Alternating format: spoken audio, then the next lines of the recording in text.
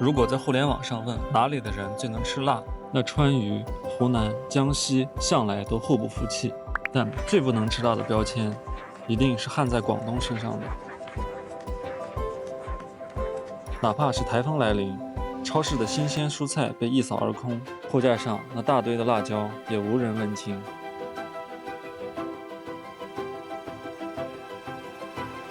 但就在这样口味清淡的广东，有一个地方的菜肴，却让很多以吃辣著称的食客也被辣得满头大汗，招架不住。为什么在清淡鲜醇为饮食底色的广东，却有这么一座如此反差的小城？我们一起去南雄，探寻这独特辣味背后的原因。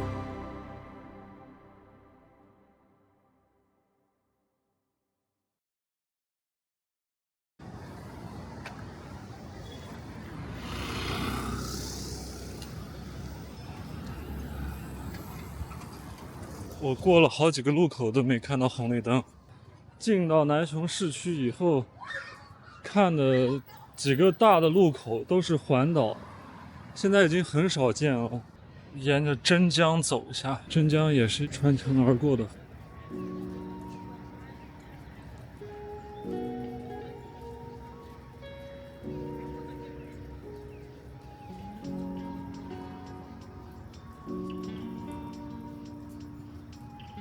老人家都出来活动聊天之类的，而且他们说的语言都不是粤语，是客家话吧。这是南雄的博物馆，这个是南雄府城的城门。好多城市的城门，该拆的拆，该重修的重修，始建于北宋，明代重修，96年又重修了一次。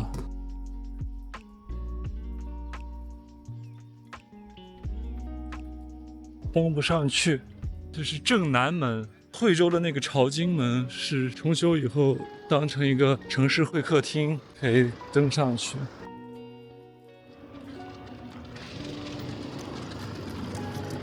十字路口都没有红绿灯，不知道它到下班的高峰期会不会拥堵。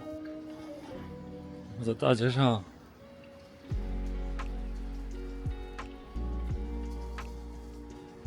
还是能闻到一股酸味儿。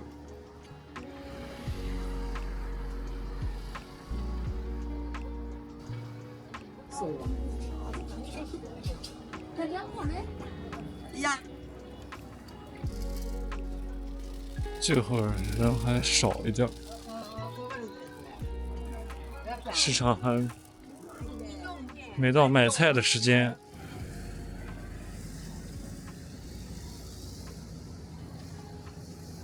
吃饭的饭店倒还蛮多的，什么湖南菜啊、重庆面馆这些。我在这走了半天也没找着他们南雄特色的小吃。我感觉热闹倒还是蛮热闹的，到处都是不同类型的音乐。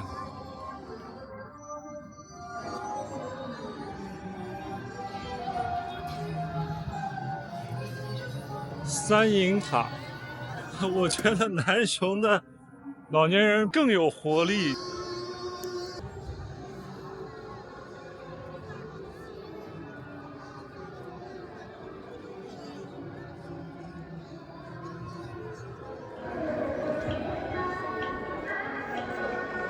这个三营塔也是始建于宋代，1000几年的塔。我在网上看到他们之前还可以上塔，但是现在呢，它已经全部围起来，加强保护了吧，挺热闹的。很多小城市在工作日的时间，大街上的人是很少的。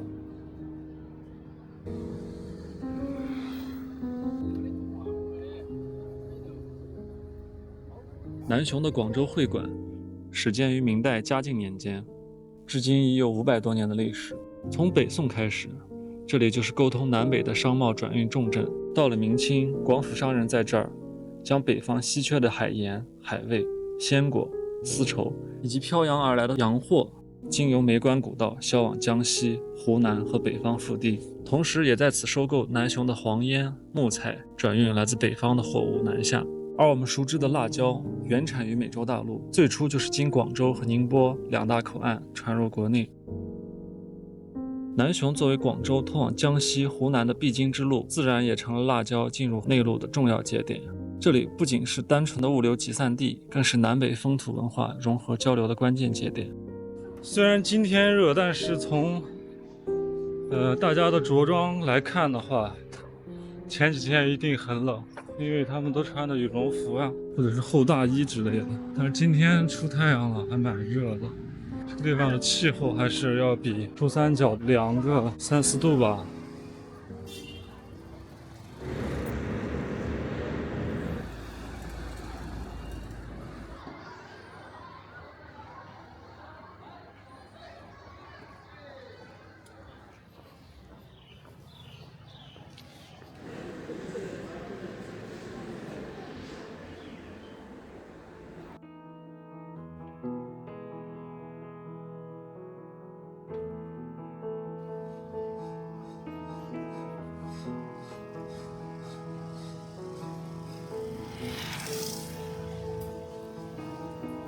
这条街好有历史感。一般特别老旧的街，在很多时候人是很稀少的，在这条街上面很热闹，感觉就像10几20年前，就时光回到那个时候，而不是说只剩下一些萧瑟，或者说只剩下空空落落的大街。南雄特色的好吃的走了一圈我也没看到。过这样的红绿灯就得等车特别少的时候才行。物价蛮低的，一般就是过了饭点，餐馆就都关门了。南雄也是一样的。这是个学校。不瞒着我这个走着走着开始往城外面走了，走的是出城的路，你得绕回去了。这南雄感觉还特别像山城，地形也是有很大的起伏。在这儿你基本听不到粤语，说的都是客家话。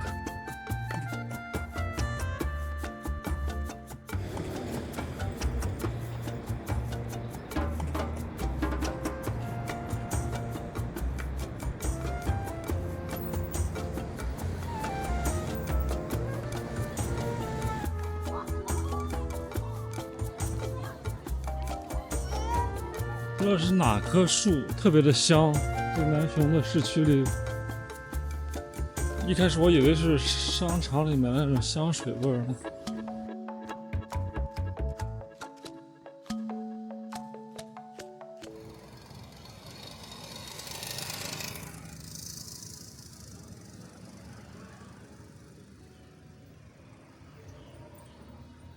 晚上穿这一身还是有一点冷。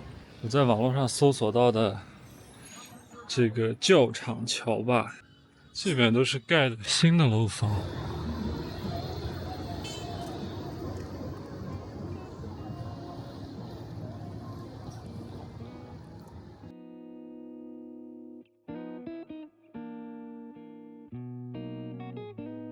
没有什么人，还在修路呢。接下来只有找一个当地的菜馆，你就看一下有没有好吃的店吧。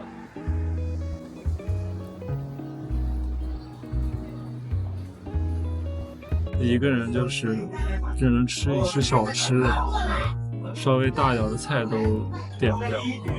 我点了一个酸笋炒大肠，可以尝一下，也不算浪费。先尝一下这个大肠。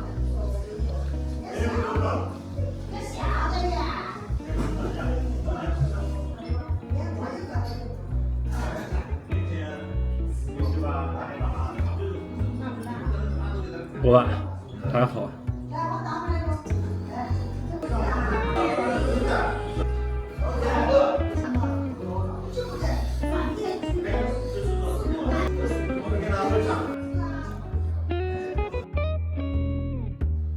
四川成都他们的那种辣就是麻辣鲜香，而南雄的辣是咸辣酸香，酸就是酸笋的意思。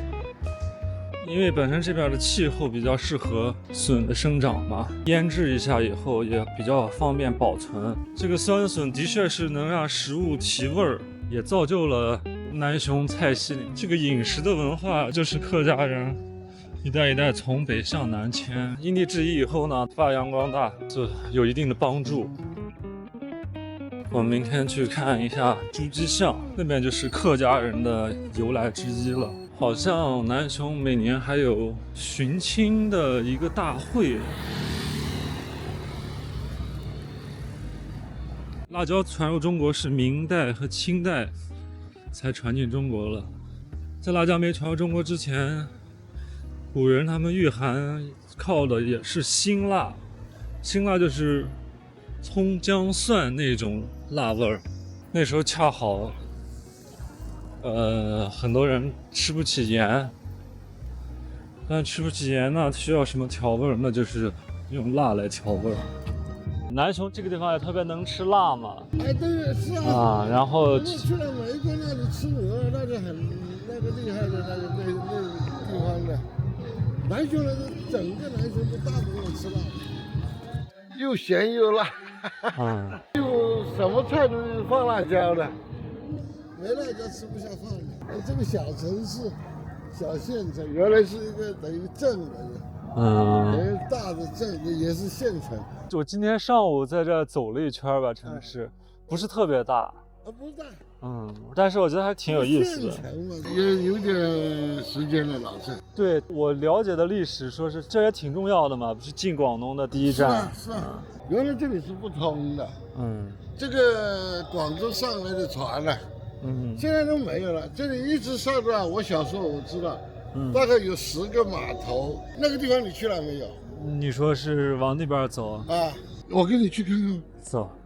10个码头，南来北往的，它都要经过这里。其实很多人都不太，原来这里没有桥的。那个50几年做了一个桥啊，那个是不是很大的，原来都是通解放牌这样的小车子。这个河啊，一直到上面那几个桥那里，一共有10个孔，清朝或者明朝期间做的嘛。这个城墙，南雄原来是一个，就像山西那个城市，那个古建筑，那个有那个城墙的。对，老城墙。现在都没有了，全部拆掉了。那不是说这还有一节老城墙吗？过完这里就是了。反正南雄是我知道，之前就是一个关卡嘛，是一个关卡来的。解放前的49年前的，这里是通不了的，这是城外。对，那等于这条真江也就是像护城河一样的。对，就这么一段了。就这么一段了。原来这个县城都是这个围住的。这原来这里是通的，这是一条街过去的。他的船就是从上岸的人就是要经过这里。原来不是那有一些图画都没有了，都搞到很破旧了。他就恢复了这么一点，然后整个县城都是这样围住。他就从这里上岸了。这就是码头。这个码头就是这么大的码头。跑广州啊，跑韶关，他要通过这里。在这里下去就是韶关。对，韶关。韶关下去就是英德清远爬江那边，一下完的，然后就到珠江了。原来我小的时候，我知道从这里过这条路啊，那个是唐朝的时候搞的。因为唐朝到现在有2000年。对，2000年了。对，是吧？是。所以，现在各个朝代变更，就等于有一些损坏了，有一些就剩这么一点。原来都是这周边都围住了。哇，这里一直上了大概有2到3公里，都是这种城墙的，那都没了，全部都成了那个，破坏掉，那也没办法，是很遗憾的。留给子孙后的。但是拆了的，说实话就再也没有了。去不去我家？不去。大叔，那你你早点休息，走了。好，再见啊。我往这边走。好，你慢点啊。很健谈的一个大叔，也说了很多你作为一个游客不知道的事情。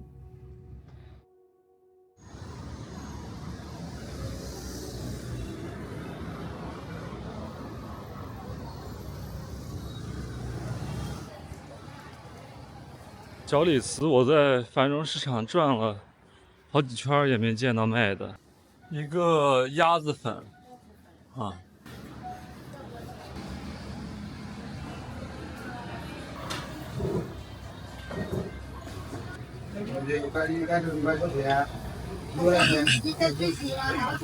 有点辣。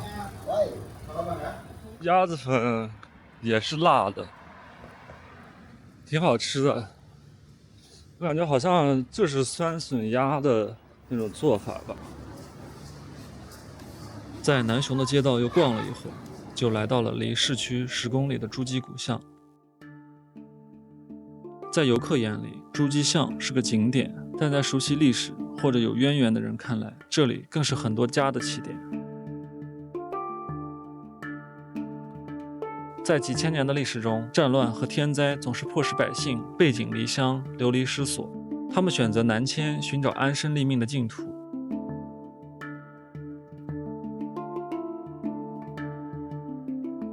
在无数次南迁中，规模最大、影响最深的5次，都是伴随着耳熟能详的历史事件发生的。从西晋的永嘉之乱、五胡侵扰中原大地、河南、山西、陕西等地的百姓，沿汉水、淮河一路辗转抵达长江流域，一部分人继续沿着古道翻越梅岭，来到了朱基巷，成为最早的定居者。后来的唐朝安史之乱、北宋的靖康之耻、元朝灭宋以及明末清初的战乱，各朝各代的中原百姓，甚至是湖南、江西、福建的先民，都源源不断地往南迁徙。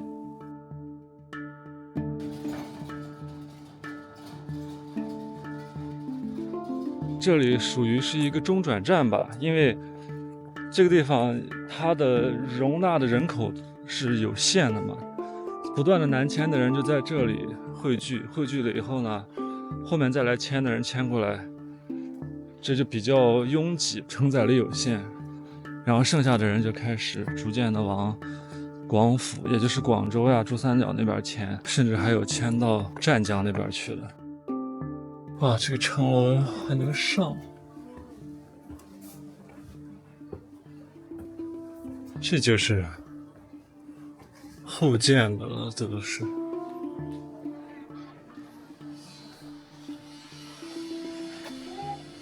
他们很多人来这里是寻亲问祖。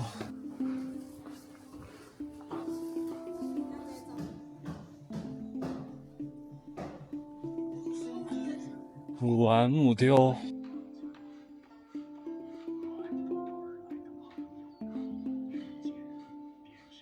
包括我们前面看的那个贵妃、胡妃，就是那个井垒起来的那个塔，以及塑像，都是讲的她嘛。在故事里面，她应该是一个皇家的贵妃，她逃难逃到了朱基巷，跟这边的一个人结婚了，但是皇室知道了以后要把她抓回去。那在古代的时候，皇家和普通老百姓是不能通婚的嘛，他害怕把朱基巷的所有的老百姓牵连到，然后他就自己跳井自杀，表示跟这些老百姓无关，是这么一个故事。北方人其实很多人也知道有一个就是山西洪洞县大槐树，这就是中国的3大寻根问祖的地方。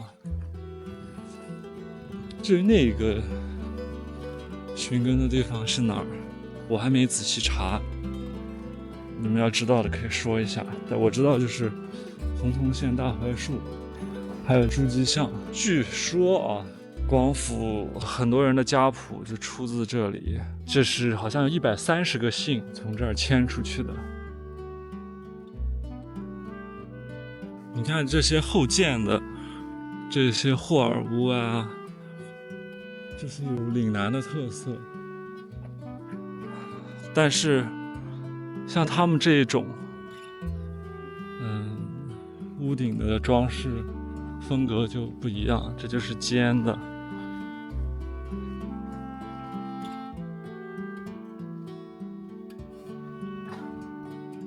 这些房屋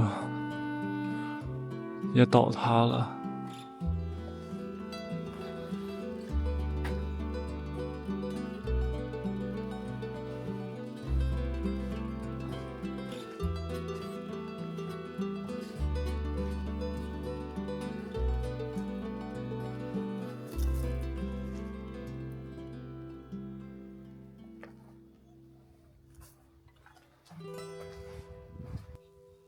现在还有人住在这个房子里吗？南迁第一站。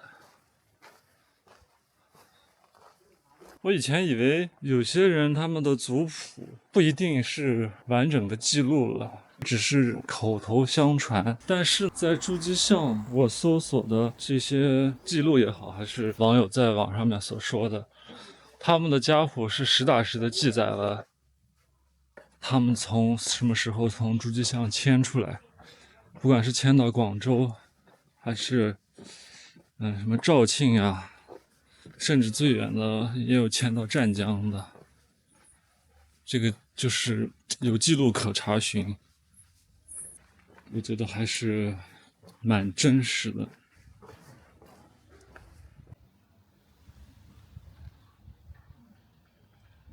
广东这边房屋上的这种陶塑，包括像陈家祠，特别的精美，很多上面都是有故事。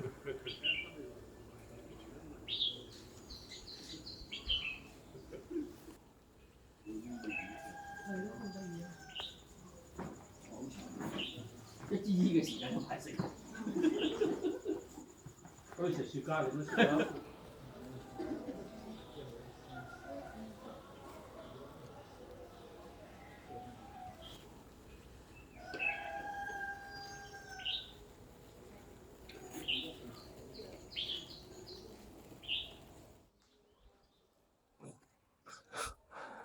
安保系统已经瘫痪了。接下来，我们前往这趟旅程的最后一站——梅关古道。大屿也就是江西的地界，所以说梅关古道是在江西和广东的交界处。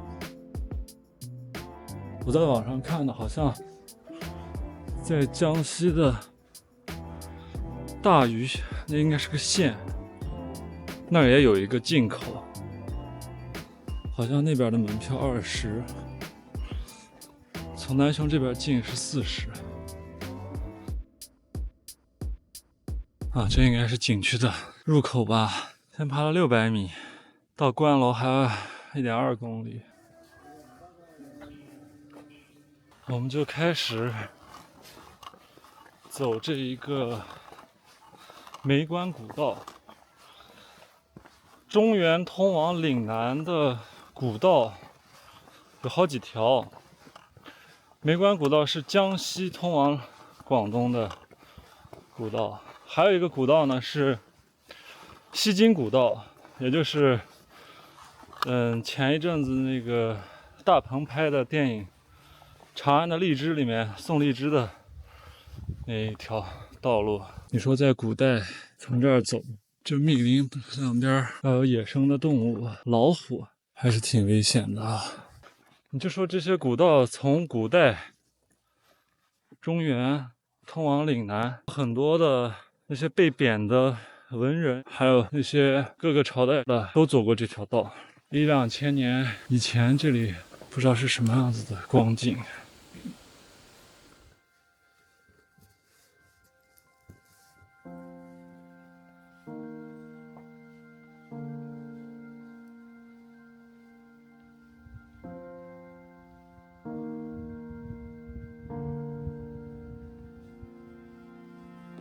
11月份的时候，我当时想来南雄，是因为南雄的帽子峰有银杏，每年都有很多人来这里拍照。梅关古道这边的梅花开了，好像也过季了。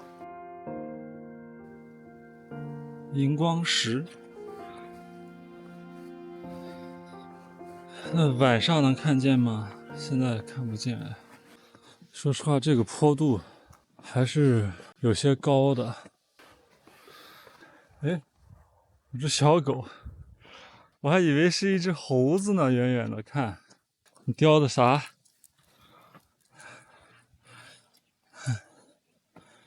袜子。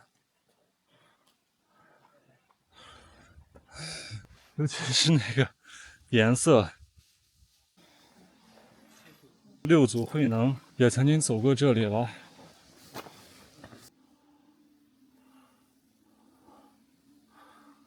状元树，这棵树长得也太壮了，就在这个古道的上方。宋子泉，这个有没有人接？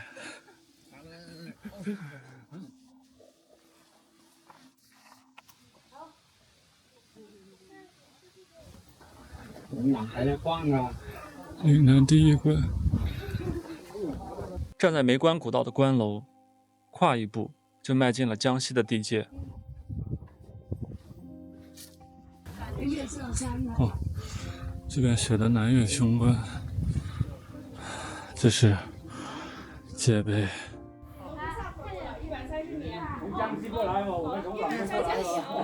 这就是江西赣州的大余县。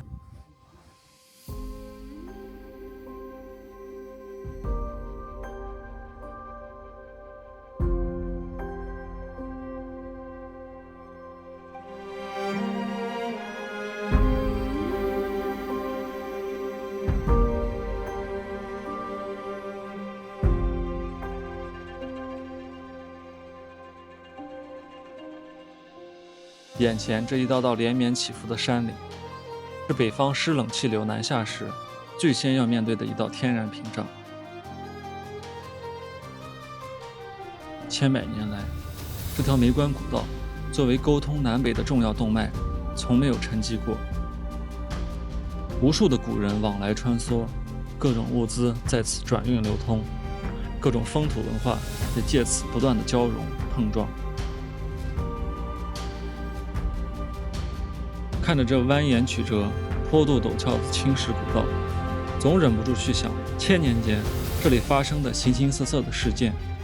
那时的人们是如何背着行囊、挑着物资，或为躲避战乱寻求生机，或为贩卖运输物资日夜兼程，穿行在这条曲折的山道上，进行着极限的重体力劳动。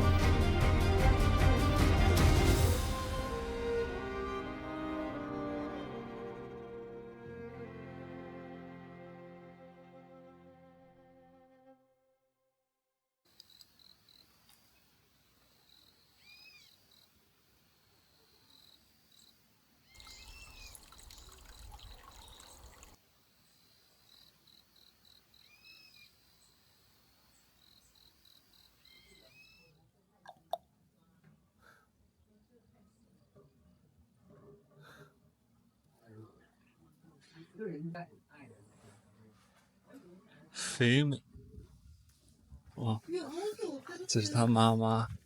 哦，我在山上碰见的像猴子的就是你。原来他下山是为了奶他的孩子，好搞笑啊！这个小狗。随着夕阳缓缓地落下，这一次的旅程也来到了尾声。回望横亘在粤赣边界连绵的山岭，虽然它削弱了大部分北方的凛冽寒意，但作为直面冷空气的第一道防线，终究还是会受到湿冷的外溢。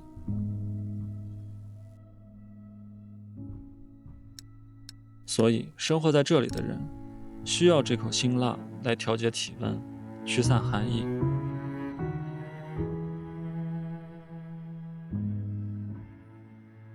足迹像无数次迁徙留下的生活记忆。梅关古道，千百年来匆匆行人留下的汗水与奔波。